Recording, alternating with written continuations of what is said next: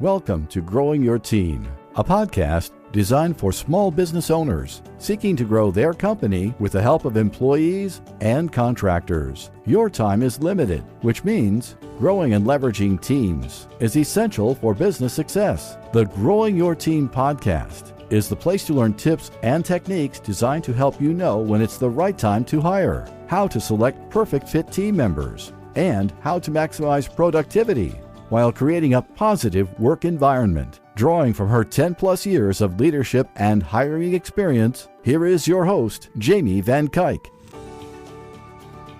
Hello, and welcome back to the Growing Your Team podcast. Today, I have on guest Laura Tolhoek. Laura is a certified human resources leader and the proprietor of Essential HR. For the last 15 years, she has blended sound HR practices with her pragmatic approach to improve business performance. Now, Laura leads a team of HR rock stars as they navigate complex HR situations with managers and help guide decisions and instill confidence with actionable steps. In her spare time, Laura enjoys the company of her husband and 2 children. The kids continue to help her hone her leadership skills of negotiation and compromise, and after a decade, her husband is finally starting to warm up to the performance reviews. During this conversation, Laura and I are talking about so much HR goodness. Laura and I could have talked all day about employee situations. Some of the things we talk about in this episode include what to do when your employees are wearing questionable clothing, and how to navigate those sticky HR situations that you just know you have to deal with as a business owner, but are just sometimes uncomfortable to bring up. So we talk about not only what you should do, but why you shouldn't let these situations go on unhandled within your small business. Like I said, there's so much good stuff in this episode, and I cannot wait for you to listen to everything Laura has to share. So let's jump into the episode. Welcome, Laura, to the Growing Your Team podcast. Thank you so much for joining us. Oh, I'm so excited to be here. All right. Can you kick us off today by introducing yourself? Yeah, absolutely. So my name is Laura, and I am the proprietor of Essential HR. And at Essential HR, we help businesses who primarily are between 5 and 50 people who are looking to up-level their systems when it comes to their people, but aren't at the capacity yet to really need a person full-time. So we come in and we work like a HR manager on their behalf with the resources and the experience, but as a flexible member of their team, someone to rely on without being full-time on payroll. So we're very hands-on. We help with recruitment and performance management and all kinds of employee relations aspects, but again, in a very flexible way. Awesome. Yeah, I love that. Obviously, I feel HR support is what most businesses need, and especially before they get to that point where they can have someone on full time. But I often find that so many small businesses are resistant to it because the fact that they say, I'm not there yet. Mm-hmm. I know you said you work with people, most clients between 5 and 50 employees, but do you really think 5 is that magic number, or should people get HR support before they get to that 5 employee mark? So I can tell you the organizations that I work with on a monthly basis who are under 15, I support them for give or take on average about 5 hours a month. Okay. The ones who I work with who are over 40, that 40 to 50, I'm usually about 20 hours a month. And the services we offer is about 20 hours a month. So it really depends on where you are. So for example, if you're only 5 or 6 people, you may only have a few questions, but those questions are likely doozies. Right. So it might be a performance issue. It might be wanting to bring in some sort of coaching and development program. And really, the smaller you are, the more hats you wear, and likely the less time you have, because you haven't had the opportunity yet to hire yourself an administrative assistant for the most part to take care of these small things that are on the to-do list, but never really getting done. Yeah. And you just said something that I feel like is very important. So so often I hear people, it's like, well, I'm having my virtual assistant or my assistant handle writing my handbook or doing things like that. And that always makes me cringe in a way because I'm just like, oh my goodness, has that person ever been trained? Have they ever written a handbook before? Like, these are important documents. So what's Yeah. your opinion on that? You know what? I would never discount the experience of someone who's a virtual assistant. Those people are like fairy godmothers. And some of them actually come from a really strong business background. So they might have that experience. But the question is, you know, we have the resources to get it done quick. Right. And so where somebody in, even within your own organization might be tasked with get that health and safety manual done, it might be a 3 to 6 month progress of a project while they're doing a multitude of other things. Whereas this is our focus. And not only that, not a lot of people can say we love policies, but I can assure you we are like total HR geeks. So when we hand a policy manual over, someone just looks at it and they're like, oh my God, how did like the concept of putting that together, like makes their stomach turn. And we're like, look at what we did for you. Isn't this awesome? And they're just like, thank God you did it, because it's not always their passion.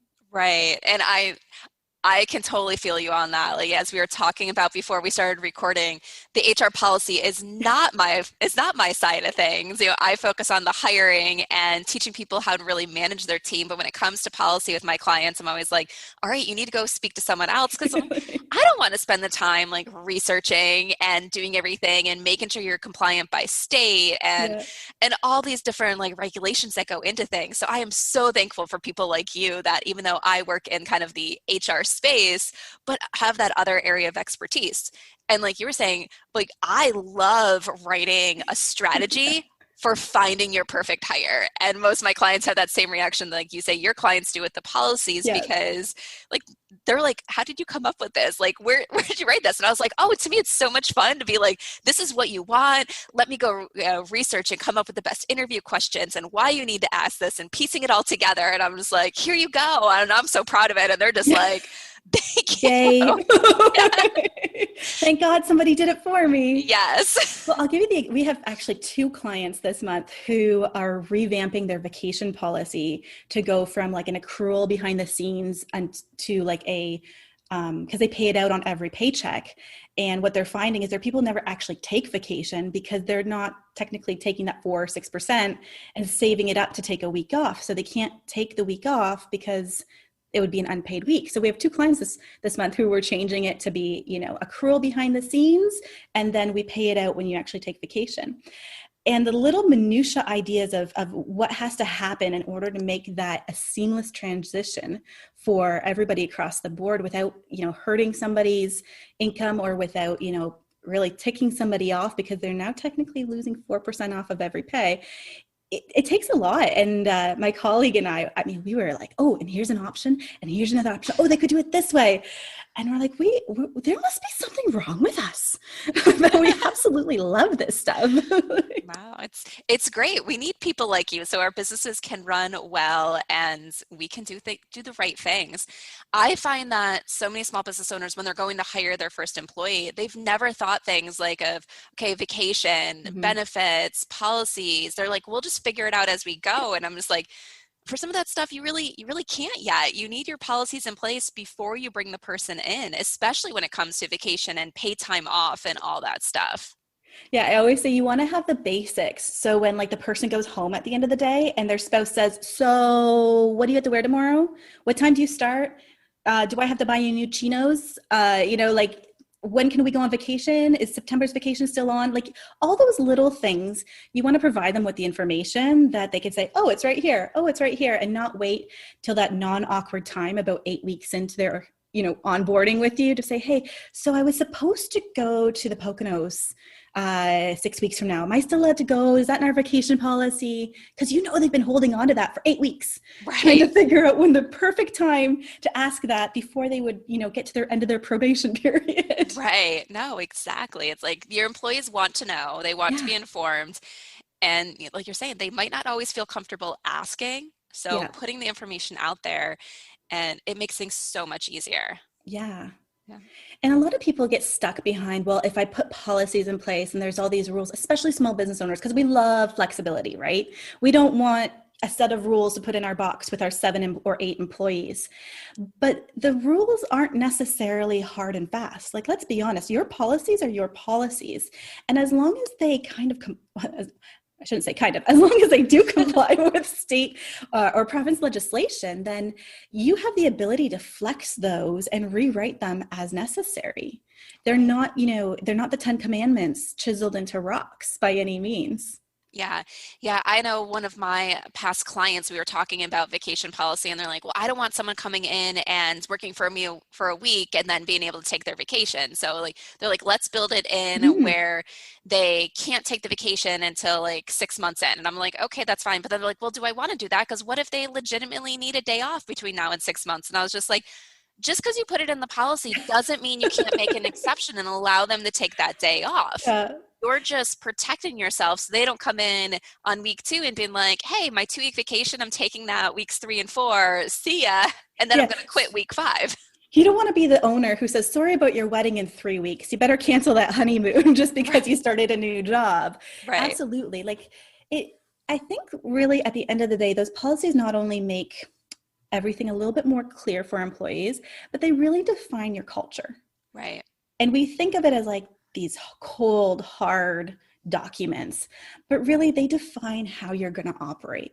Yeah. So coming down to like volunteer time off, or how you support, your employees through leaves of absence, like they really define who you are, and they don't have to be cold, and they don't have to be hard.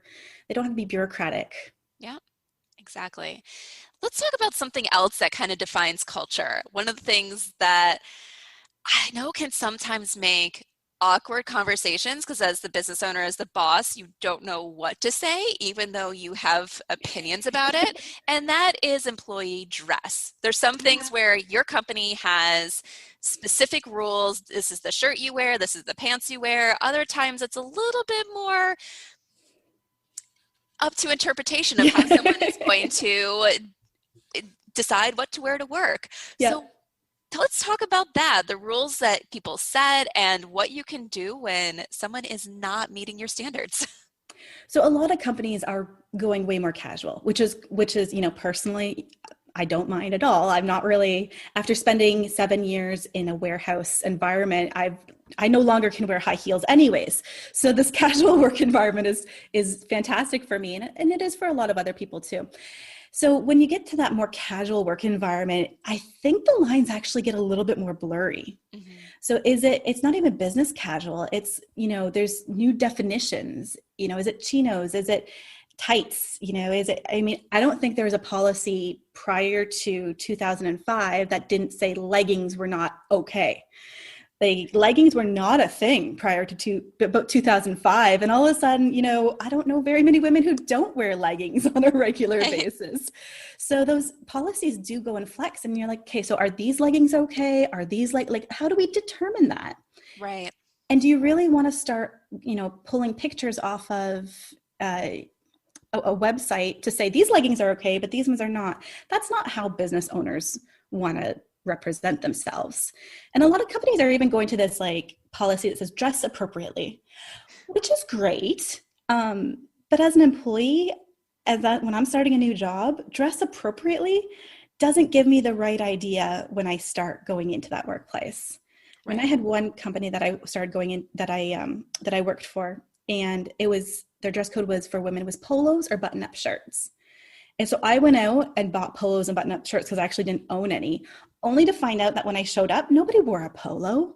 The girls all wore sweaters and t-shirts. So it was just, I was like, well, what am I going to do with all these polos now that I will never wear anyways? So defining what your dress code is, again, back to that policy, is really important. So a few things that you might want to have in there. So just general expectations of attire. And you might actually want to go digging a little bit to find other words than business casual. So if we say, it's a casual work environment, does that mean tank tops are okay? And if tank tops are okay, does that mean spaghetti straps or halter tops? Or, if we say shorts are okay, does that mean basketball shorts? Or does that mean ripped jean shorts? There's a lot of variations within that. So finding a general idea that you can kind of define.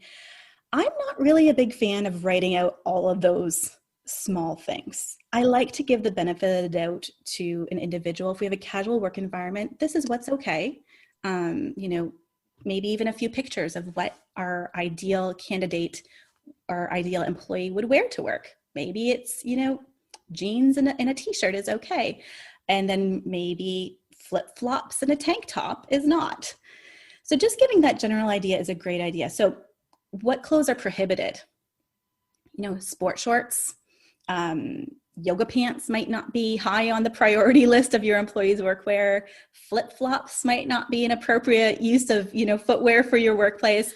So if that's you, then just putting in those little things to help guide people, because if flip-flops aren't okay, just tell me. And I won't wear them, really. And that's what your employees want, just some communication, because putting please don't wear flip-flops into an employee policy versus having that conversation with somebody who is wearing flip-flops is a lot easier. Yeah. And it's funny, that you mentioned flip-flops in particular, because, I live down in Florida where it's like flip-flops almost every day, it's higher. But so here, people up north might think well, who's going to wear flip-flops to work? We're here in Florida, if it's casual, chances are someone's going to show up in flip-flops. So if you don't want flip-flops, you need to specify that. Well, I have a client, and they're a graphic design and web firm, and they're casual, band t-shirts and jeans are okay, but it has to still be appropriate for when customers come in. So, we'll have a dress up they'll have a dress up Friday for a Mardi Gras or, something fun, but they also don't want you dressing up Mardi Gras the other Monday to Thursdays throughout that week, right? There's certain theme days that they have. And it's the same with, band t-shirt and jeans are fine, but sports jerseys is, kind of crossing the line for them, because from the professional environment, it doesn't give off the image that they're looking for. Right. Yeah. I think it was one of the companies my husband used to work for. They were casual. He's a software developer. They actually had their office was 2 stories, but it wasn't connected. You had to go outside to go back up. So the software developers were actually at a different part of the office than the business offices and everything. But I think they were told you could pretty much wear whatever you wanted. Yep. Except on days when clients was coming in. And then it was either you stayed out of that area or you dress appropriately for the clients. Or you just have a polo in your drawer that you can pull out and throw on. I've seen, I've seen some dress code policies where it says, please keep 2 or 3 because the environment is dirty. Please bring 2 or 3 shirts so that you can, not be sweaty, even though it's a dirtier environment. They still want that hygiene.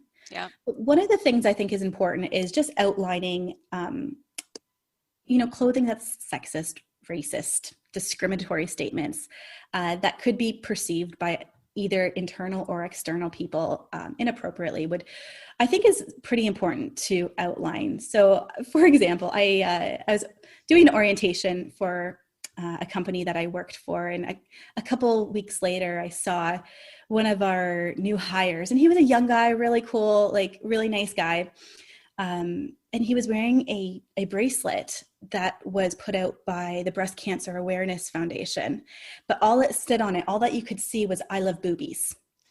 And we were a highly customer service environment. Pretty much you saw about 200 people a day in this retail establishment. And I just said, you know what? I totally get it.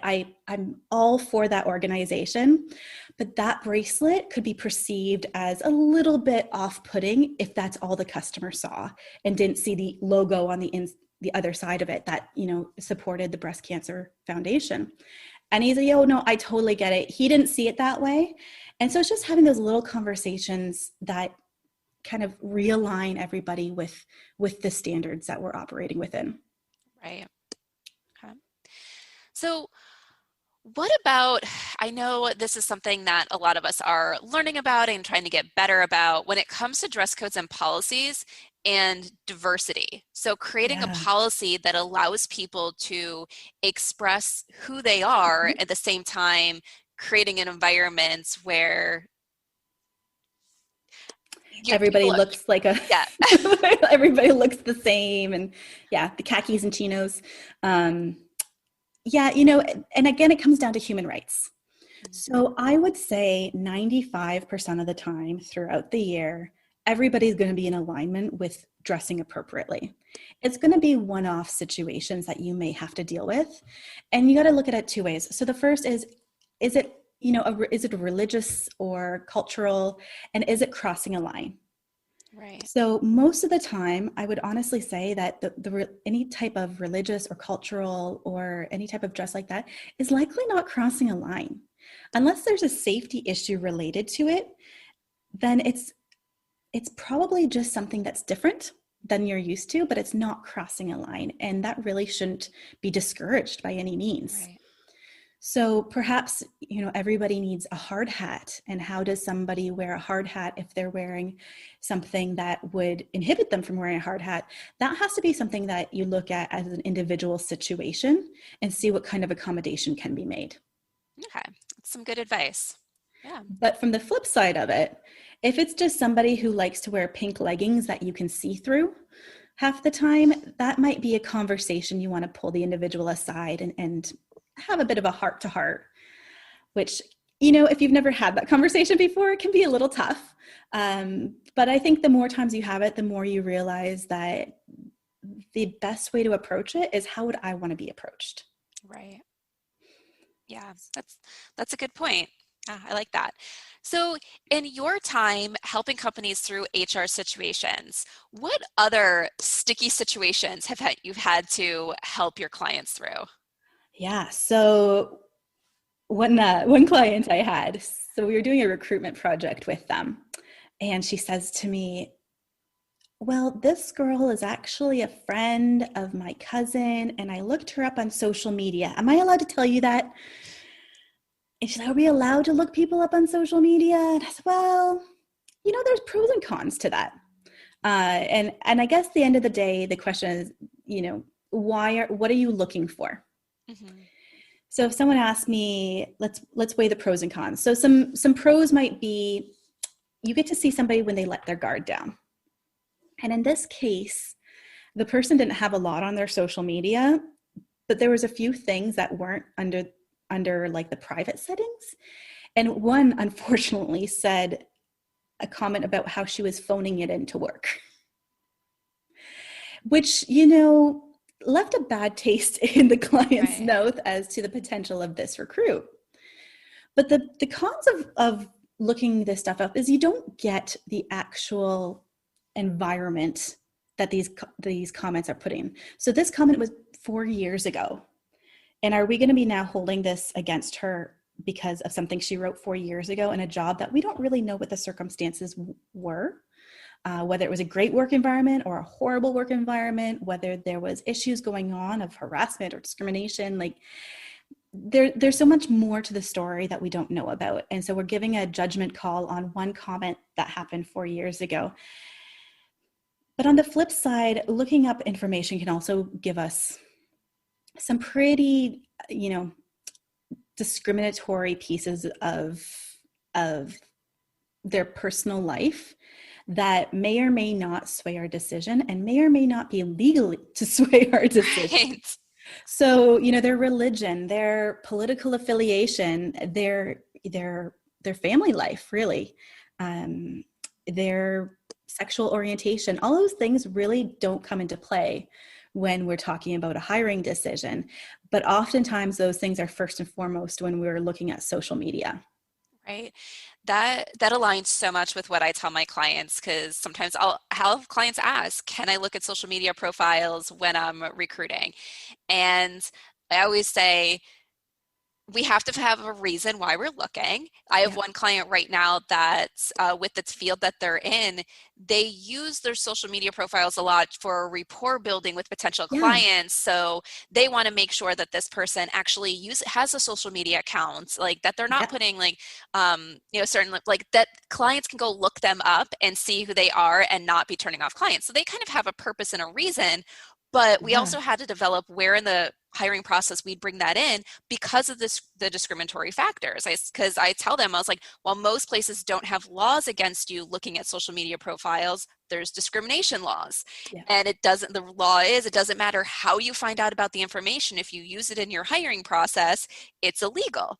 So I tell them, I was like, we don't want the first thing we're looking at for a potential candidate is their social media profile, potentially seeing something that's there, then deciding we're not interviewing that candidate, and that candidate coming back and being like, well, they asked for my social media profile. They saw that I was XYZ. Exactly. That Yeah. must have been why they didn't hire me or invite me in for an interview. So, for this particular client I'm working with now, I said, if we wait till later in the process where we've already met that person, probably anything that we're going to pull out from a profile that could be discriminatory, we can identify that during an interview as well. So if we wait between the first and second interviews to ask or let them know that we're going to go look at their profiles, it puts us in that spot where, okay, we're at a safer spot and we're not going to be using it to discriminate against them. Absolutely. And I'm sure that client also has to have like a pretty rock solid social media policy in their policy handbook. Like if they're using their employees' social profiles as part of their marketing, I'm like, that would be a really tough position to navigate as well in terms of, I had a client as well who was in the beauty industry. So a lot of those people, when they do their work on their clients, they're showcasing it on their Instagram or, I don't think anybody there has Facebook anymore, but on their Instagram.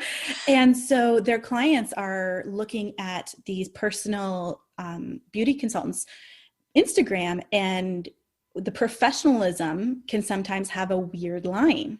Right. So, because they're also now representing your company as well as their personal Instagram. Right.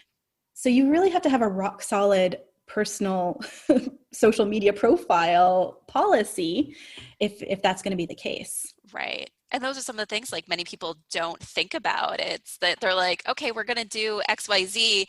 And then they're more reactive versus proactive with those policies. Or like something goes out and it's like, you hear about it all the time in the news, like someone posts something and now everyone wants that person fired. Yeah. And it's like, but what was the policy? Like there's some things where you can say, okay, that definitely put the business in a bad light. There's other things where people are posting stuff like they're not connecting it to the business. It's not connected to the businesses anyway. It's 100% personal, but people find out where they work. And then it's like, oh, I did digging. I found out where you work. Now I want this person to fire you. And it's like, well, if there's no policy around that, the company's in a real sticky situation.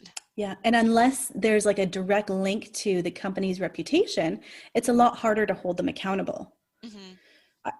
For example, I have a client and they were on site at a different client's organization, and there was a safety infraction by another subcontractor. And it was, I guess the way it was proposed was quite humorous. I don't know how that happens, but, and they posted it, and there was no affiliation between the company they worked for, the client they were at, like there was zero connection. But you still have to say, guys, like give your head a shake. We can't be going to a client and talking, posting about their subcontractor who's violating, like that can put us in a really bad position with our client. And sometimes I think people don't consider that, even hashtags. So somebody who has a business that does some cool,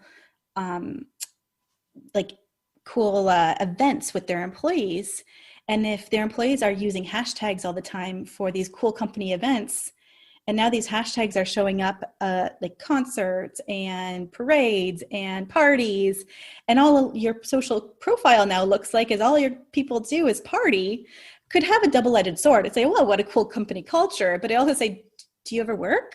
Right. Like, and when you have a client who's saying, I wanted this a week ago, and all I see is your people going to baseball games, it kind of gives a weird feeling to it. Right. No, exactly. And it's that thing where as a business, you want to create that culture where people want to work for you, but you also have to remember it's like you got your brands that your clients see, and then your employer brand that your employees like see, or the people that are going to work with you, and how do you balance them and make sure it fits both needs? Yeah, absolutely. No, it's a stick. I mean, I think we all do that in our personal lives as well. How do we balance reality with what we put on our social media? Like we want to make sure we don't look like we're crazy. We don't want to make sure we don't look like we're too much of a stickler, right? Like, and it's the same with a company brand, trying to find that balance. Right. Okay. So another question that I get asked a lot is, especially as people are starting businesses, they're starting it with family. It might be husband and wife, or they hired their cousin because they needed a job, and things have been going well. But now they're at the point where they're ready to expand for the first time beyond family. Yeah. But they're trying to figure out, how do I balance the relationships and everything, because this is a family member, this is not a family member. And even one of my clients once, it was like, well, this person is allowed to say and act like this because they're family, but I would never have someone else like be able to say that to me in the office. So what do you do? How do you balance that? Oh gosh, coming at that from like hindsight 2020, I think is a lot harder than starting off with understanding that you're going to grow family and then outside your social circle. So I guess a few key things you can put into place is I would make sure, despite where you are in your business model or how many team members you have, get that offer letter for everybody. Like the offer letter should be, yeah, second cousin Karen, she's fantastic, and I'm sure she'd never sue you, but she's still an employee, and you need to have everything as clear as day for her, just the way that you have, Joe Brown off the street. Right. So if you're coming into building your business outside of your family and close friends, a few concepts you might want to consider is the idea of perceived inequity. So everybody has to be treated equally. And that means vacation, it means, hours of work. And I think before you even start hiring friends and family, you have to determine, can I actually mitigate conflict with these friends and family? Can I hold them accountable? Can I hire my second cousin Rosie and still make sure that when the work is not getting done, that I can have that conversation with her? Right. And unless we can have that conversation in that initial interview with Rosie, we say, hey, where'd you get this opportunity? And Rosie says, I want in. Unless we can be upfront and clear at the beginning, it's probably a hire we don't want to do. Right. So one of the things I see a lot in family businesses where it becomes an issue down the road is if you have one family member and then, even from not your own family, but an external hire who has one family member and they want to bring in their brother, or they have, their cousin is going to be great for this job, or, their mother. And so one thing I always say up front is make sure that you are upfront about the possibility of resource drain during vacations. So if you are a 6 or 7 person company and one of your great employees is, trying to bring in their cousin or their mother or their brother, and you're like, hey, yeah, they do seem like a great fit, be very upfront about, or even their husband or wife, listen, guys, your vacation requests are going to be considered as individual. So if you want to take 2 weeks vacation in August and your wife who wants to work here wants to take 2 weeks vacation in August, we may not be able to approve that, because that's taking 25% of our company resources at one time, and that might not be okay. Or, maybe if there's a family wedding and you have too many people from the same family, you might as well shut down your business if you're a small employer to try to get through a Thursday, Friday, family wedding that's happening. So understanding the resource drain that might happen, I think is very important, and being upfront at the beginning. Yeah. I think that's so critical. And that was something that I wasn't even thinking about, that with vacation. I know a lot of things that I think about is I always stress, because I'm so focused on finding the right hire, is don't hire someone just because they're family. Yeah. Like you have to make sure they can actually do the job you're trying to hire them for, or it's going to never work out. And you don't want to pay someone just because they're family. Like your business is not charity. You can help that person in other ways if they're not fitting the role. But yeah, I would never think of like in the future, the vacation time, them requesting off together or anything like that. And I think providing your managers, so if the family member is reporting to a manager, and that manager may or may not be a family member, providing that manager with the backbone. So listen, Manager Joe, we love you. We think you're great. We've just hired Susie. She's our cousin. But just so you know, Susie is responsible for her tasks and responsibilities. And if you have any issues, you need to deal with her in the same manner that you would deal with any other employee. And making sure that manager knows that you have their back to do so is really important. Yeah. I was, it just made me think of, I saw this episode just, I think it was last week, an episode of The Office where Michael Scott hired his nephew Always comes and back it to The was Office. not working out well at all. But he was like, it's my nephew, I can't discipline him. And everyone else in the office is like, but he's screwing up constantly. Yeah. Yeah, so you need to treat them like an employee. They are an employee, whether they are family outside of the office or not. In the office, they're your employee. And then I think the clear boundaries too, right? Somebody who feels they kind of have part ownership because they're a family member or a really close friend often gets involved in things that they don't need to be involved in. Mm-hmm. Just because, maybe they have likely a loyalty to the company because they're a close family member, a close friend. So they tend to branch out to a little bit more areas than necessary. So at the end of the day, when you're bringing new people on, I think having those clear conversations to the family members and the friends and the close relationships is very important. And if you can't have those to begin with, then maybe they're not the right person to be within your organization. Yeah, so be very clear up front, know what the role is, have them know what the role is, the expectations. I even remember once, I think it was someone that brought on family members that were supposed to be silent partners, but they never really fully explained that it was a silent partnership. And then the family member getting upset because Where's my voice in this? They weren't being listened to. And it's like, okay, well, did you explain to them what a silent partnership meant? No. Well, they thought they were buying their way into having an opinion about everything that you did. So you need to go back and rework that relationship and know better for the next time. Well, and so often in business, you see no nepotism, like people cringe at the concept. But I'll be honest with you and say that I know a lot of small businesses where there is nepotism, quote unquote, and it works really well. Mm-hmm. So, I know a business where the wife is the office administrator. He's the CEO. My husband works for my father. So, and I know, my cousin has his cousin as one of his main contacts. It doesn't have to be like a downward spiral.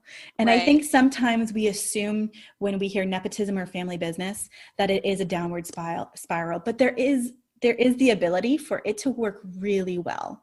So I don't want people to assume just because of that like it's going to be a fiery burning, situation. But there definitely has to be some clear guidelines worked within that. Right. Yeah. And make sure that when you bring on the non-family members that everything's fair and equal across all employees. Okay. Yeah. I feel like there's so many more things that we could talk about, but we're getting towards the end of our time today. So tell people how you can help them and how they can get in touch with you. Yeah, absolutely. So we talked a lot about policy today. And so I thought a lot of people are probably thinking, all right, she's talking about policy. I don't even know where to start. I should put this on my to-do list. And we all know that's going to happen like 3 months down the road. Eventually just going to, get rid of it off your to-do list because it's just a little bit overwhelming. So I've created this, it's really just an all-encompassing policy list. So if you're like, I don't even know what policies I need, as opposed to Googling, we've kind of put it all in one place and you can just kind of go through it and say, yep, I need that one. Expense control, absolutely. Driving a company vehicle, nope. Driving personal vehicle, yep. So all kinds of just different options that you have from a health and safety and a HR employee policy perspective, all in one handy document. And it can be found at essentialhr.ca/growing your team. All right. Well, thank you. So I'll be sure to drop that link in the show notes as well, but that should be a pretty easy one for everyone to find. So thank you so much for offering that. Okay. All right. So the question I like to wrap up with is we've all had leaders and managers that stood out to us. Think of the most impactful leader or manager that you have had, and can you share with us one thing that made them stand out as a great leader to you? Yeah, so I would say it was one of my VP of HRs, who still to this day is one of my favorite people in life. And she had the knack to beat somebody over the head in the most sarcastic but funny way that they always accepted whatever she was saying and loved her for it. She just had a way of communicating with people and they just said, yeah, no, that's right. Because she did it in such I don't know, just a sly and humorous way that people just fell in line behind her. But she personally really affected me because I was such a young person in my career at that time and had a few pretty big screw ups at that time as well. And she was so gracious and she walked me through, how to fix them. But I think the most impactful thing that she taught me was she would call me into her office and say, Laura, I need you for a second. Can you come in? So I'd come in and I'd sit down and she'd be like, where's your pen and paper? I can't have this conversation unless you have a pen and paper. So I know that you're writing it down. So you know what next, and it's always stuck with me now. And I won't go into any meeting without a pen and paper because I'm like, they won't know that I'm actually listening and I'll get these things done unless I'm writing these notes down. So it's kind of one of those things that 20 years later, I'm still walking around with my pen and paper to any meeting that I show up to. Awesome. And I think that's so funny. It brings us full circle to our conversation. So before we hit record, I was telling Laura how I'm not in my office right now. I'm out of my living room. So I had a quiet place to record. I brought my notebook, but didn't bring a pen with me to write things. Typically, I'll jot things down of what people say, on the interview. So that way I can circle back to it and forgot my pen. So I know it's like a fish out of water, right? I'm like, what do I do? Yes. So, but I definitely agree with that. You got to write things down and remember things, and everyone has their own note-taking ability. Some people are writing full notes. Other people sometimes it's just little words here or there, but that's definitely good advice. But I would say that the leadership qualities that stood out was the graciousness. Like she let me screw up and didn't, don't get me wrong. I got in, a bit of trouble for it, but it was a learning opportunity. I never felt like it was one more strike and you're out type of condemnation. Right. Yeah. That's the best way to learn is sometimes try and go and see what happens and make mistakes and fix things. Yeah. So, all right. Well, thank you so much, Laura, for coming on the Growing Your Team podcast. Oh, it was so much fun to be here. All right. And that wraps up this episode of the Growing Your Team podcast. Did you enjoy this episode? If so, and you have not done so yet, please subscribe to the Growing Your Team podcast so you can stay up to date on all the latest episodes and hear all the greatest tips from our guest experts on how you can grow your team so you can scale your business. And if you haven't done so yet, please consider leaving us a review.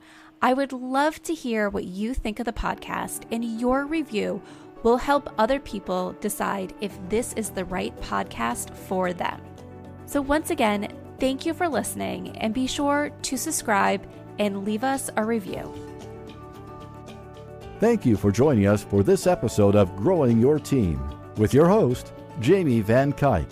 Be sure to subscribe and head on over to growingyourteam.com to connect, access the show notes, and discover more ways to hire and leverage your perfect fit team.